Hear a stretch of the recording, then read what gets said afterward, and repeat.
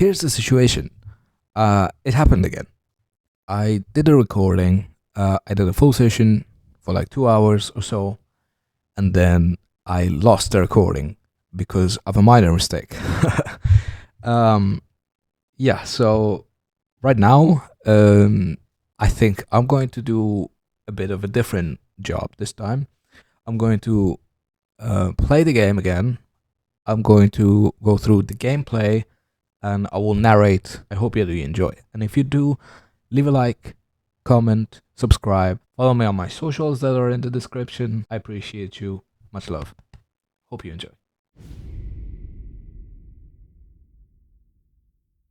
So in the first season of this video, which is called A Trip to the Country, we learned that Frank is this mastermind who has all the plan, tells the guys what to do, and knows about all of the businesses that is going on. He then gives Tommy the instruction about the job, that is a shipment from Canada. Tasks are divided between the boys. Sam is watching out on the farm, meeting the Canadians that are delivering the shipment, and Polly is watching over the trucks that are doing the transfer from the farm into the city. Frank then asks Tommy to be help with Polly, to be an extra set of eyes, make sure that everything goes smoothly. I just want to point out that it's kind of odd that a lot of the times it's Polly who needs the help, kind of giving off this impression that he is the one that constantly needs help and needs to be watched. To be fair, it could just be because Polly is this type of guy that doesn't often control his temper. He's the one that is not cool under the pressure. We got this in the previous chapters as well, that every once in a while you gotta let him off and let him just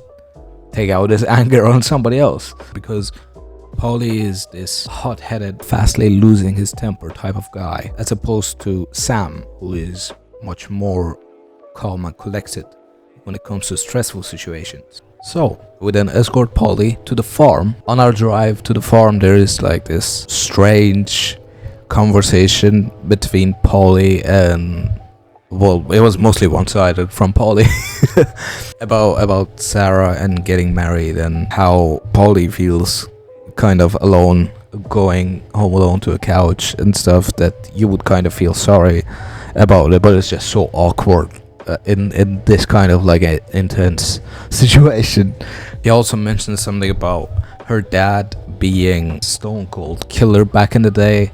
So she already grew up as a child. She was in this sort of environment already, so she knows a lot about the entire business more than anybody else. When they arrive at the farm, they realize that something feels off, that Sam is not there to welcome them as he was supposed to, and they start to look around a bit. When they look around, they find out that they've been ambushed, and to their surprise, they found out the guys who did the ambush were cops.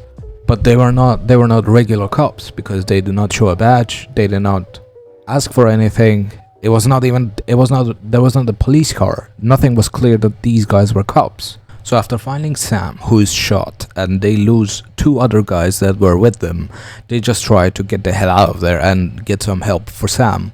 But then they are followed by this army of police and this tank, this hellhole, this massive armored tank that it apparently can go as fast as cars. After defeating that and getting out of there, which took me longer than I would like to admit, because this was one of the most frustrating missions I've ever played in this game, because there are at some points where you have to kill the topper, the machine gun that is on the top of this tank. The time period for you doing that is just a few seconds.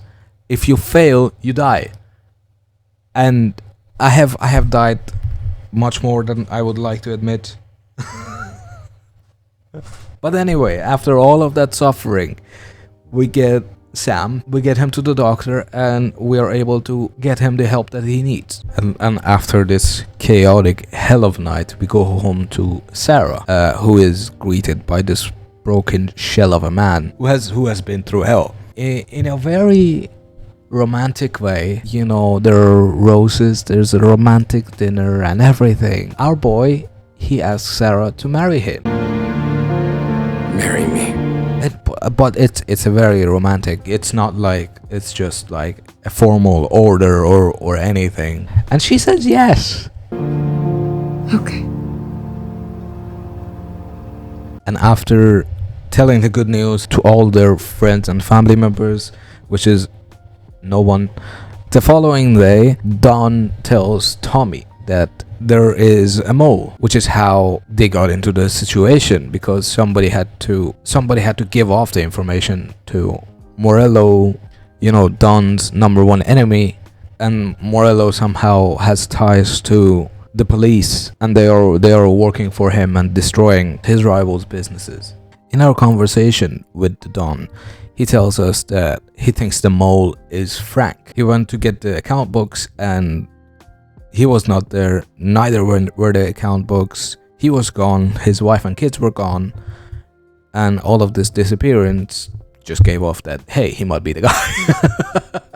And the Don, reflecting on the past and his relationship with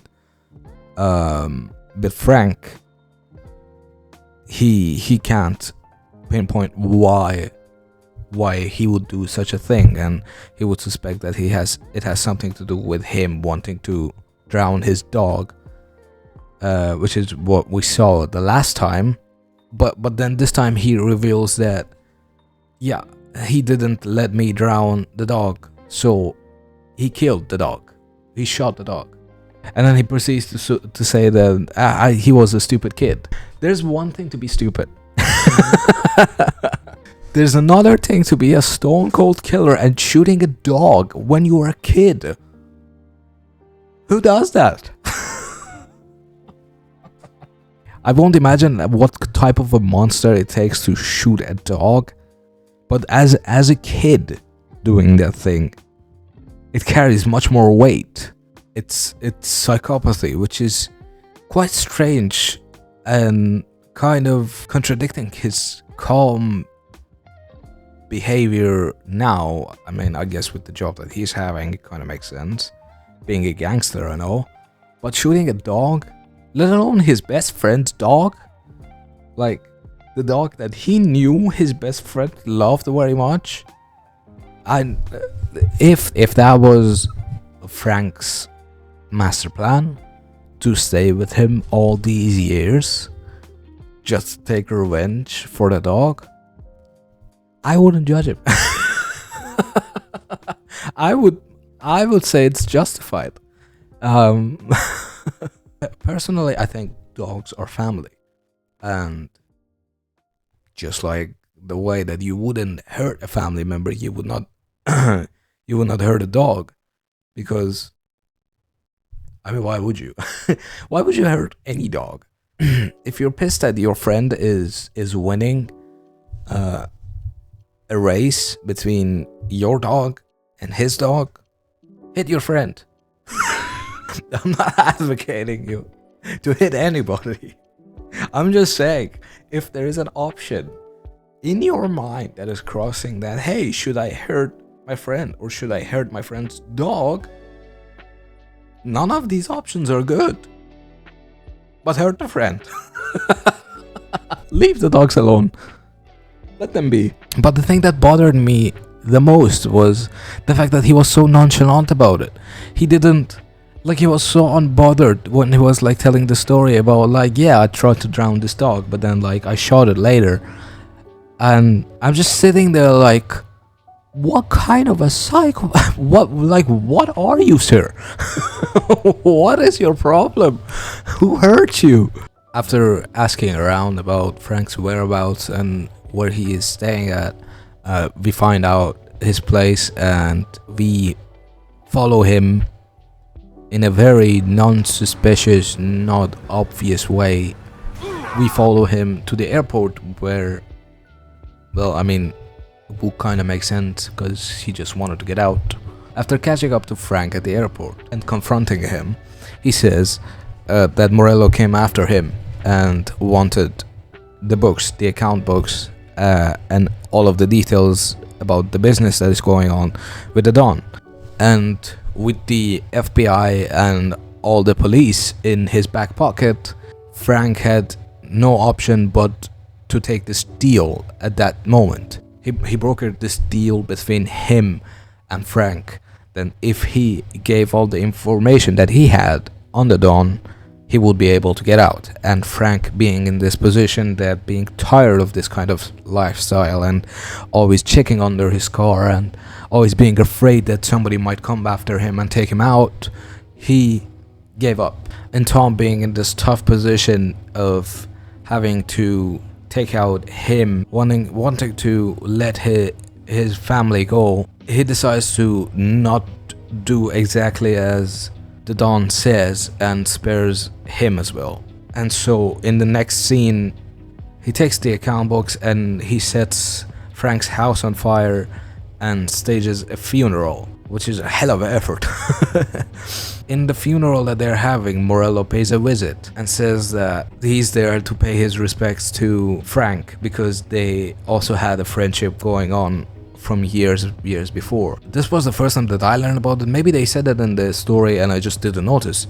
It could be, but it was the first time that I learned that also Frank and Morello, they knew each other for a long time as well. I mean, like, I guess I knew that they knew each other, but I just didn't know that they had a friendship going on. Yeah, and in that funeral, they kind of give off a hint that it might be his daughter that is dead as well, because they say that his daughter's name is on a gravestone. Yeah, it was messed up. So technically, Tom, he staged a funeral for Frank and his daughter, and I guess his wife, like for the entire family, I guess. But then Don asked no question about Frank and spoke nothing of him after that. So I guess that's why he didn't get into the details of the funeral and checking everything. He was just overwhelmed by this feeling that he was betrayed by his friend, and he had to take out this friend because he couldn't trust him anymore. These chapters were much longer than the ones before. That's why I was more frustrated when the recordings got messed up before. But I hope that I did a good job with narrating over this. Yeah, thank you guys for watching. As always, much love and have a nice day.